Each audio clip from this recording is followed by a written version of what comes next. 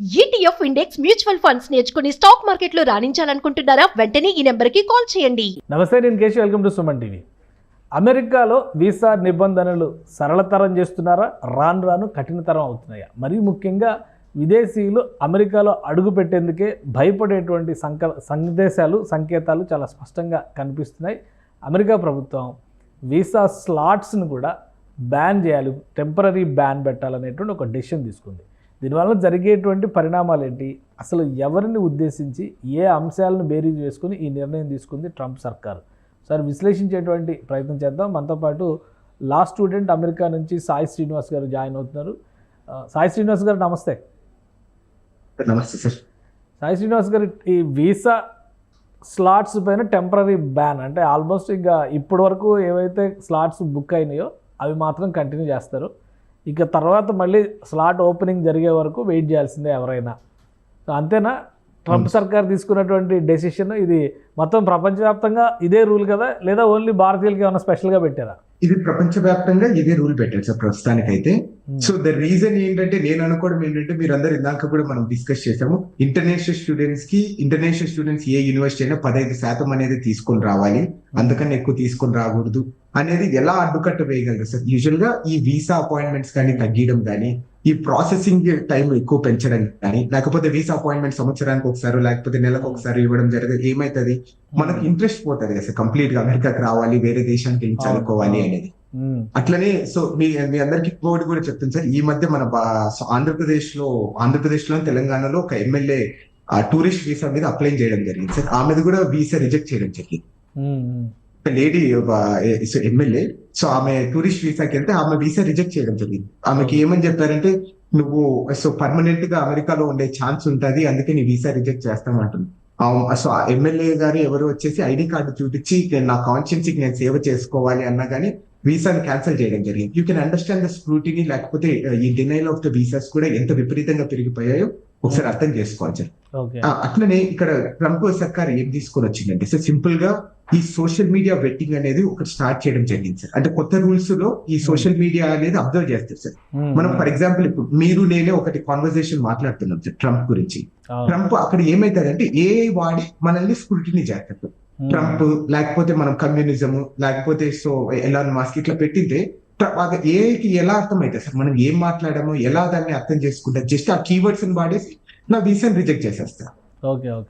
So దీని ద్వారా freedom of speech కానీ ఆ స్వేచ్ఛ అనేది మనం కంప్లీట్ గా కోల్పోతాం సార్. మనం చదువుకోవడానికి ఎన్నో ఆశలు పెట్టుకొని అమెరికాకి వచ్చింటాం, ఇవన్నీ కంప్లీట్ గా డినే అవుతుందని ఇప్పుడు అసలు ఈ స్లాట్ క్లోజ్ చేయడం అనేది ఓన్లీ ఫర్ స్టూడెంట్స్ వీసానా, లేదంటే ఎనీ వీసా ఎవరైనా కానీ అమెరికా వెళ్ళాలంటే ఇప్పుడు వీసా స్లాట్ బుకింగ్ చేసుకొని అక్కడ ఇంటర్వ్యూ అటెండ్ అయ్యి అది ఓకే అయితే తర్వాత ఫింగర్ ప్రింట్స్, తర్వాత వీసా అప్రూవల్, ఇవంతా ప్రాసెస్. సో ఇది అందరికీ వర్తిస్తుందా, ఓన్లీ స్టూడెంట్స్ కోసమే స్లాట్ బుకింగ్లో ఆపేశారా ఇప్పుడు?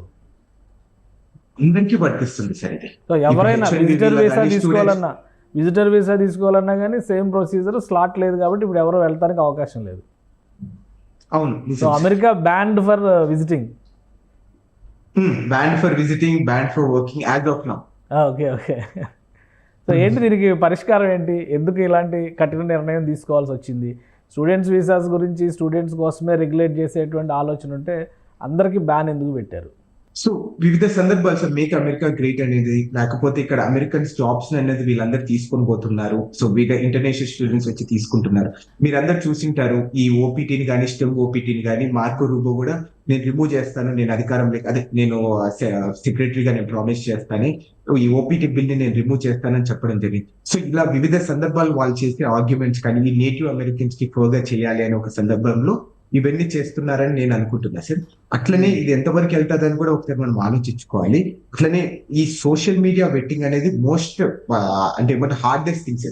మనం ప్రైవేట్ సందర్భాలలో మనం మాట్లాడుకునేటి, లేకపోతే మనం ప్రైవేట్ గా మనము స్వేచ్ఛ అంటే ఈ మోడర్న్ టెక్నాలజీ కదా సార్ కంప్లీట్ గా.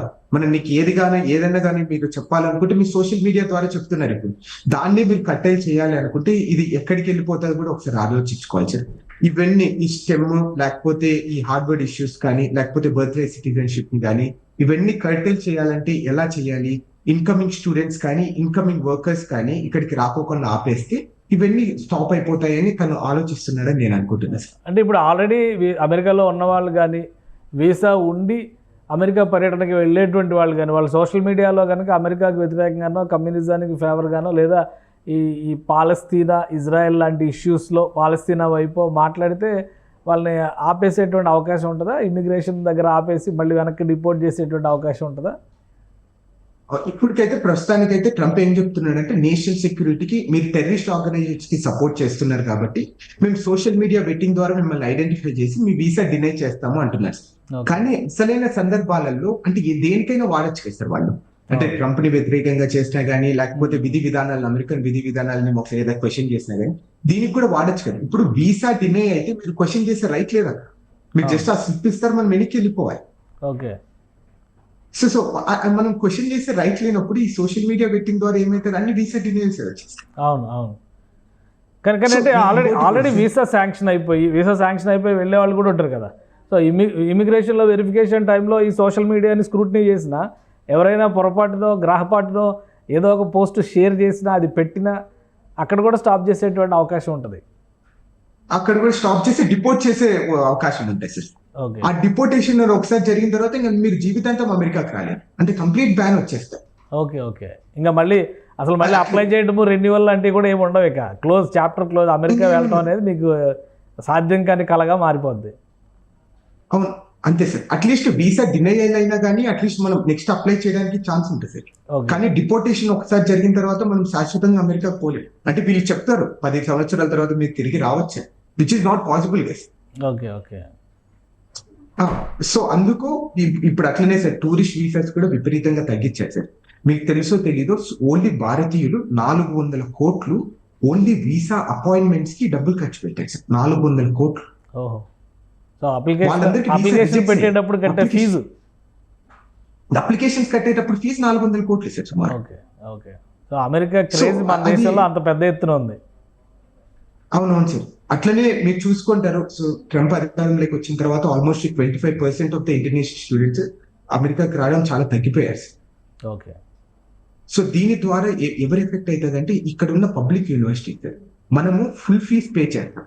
అమెరికన్స్ యూజువల్ గా వీళ్ళకి స్కాలర్షిప్స్ గ్రాంట్స్ ఇవన్నీ వస్తాయి. మన ఇంటర్నేషనల్ స్టూడెంట్స్ కంప్లీట్ గా $50,000 $70,000 మనం కంప్లీట్ గా మనకి ఏ స్కాలర్షిప్ లేకపోతే మనం ఫీజ్ పే చేస్తుంటాం సార్.